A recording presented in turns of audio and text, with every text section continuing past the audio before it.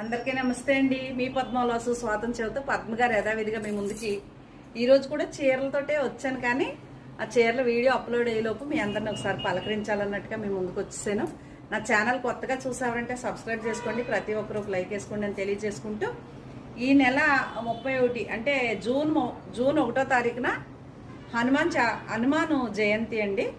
హనుమాన్ జయంతికి ఎవరైనా 108 సార్లు హనుమాన్ జయంతి 108 సార్లు హనుమాన్ చాలీసా పారాయణం చేసుకోవాలి అనుకుంటే తెలిసిన వారు ఉన్నారండి, చాలా బాగా పారాయణం చేస్తారు.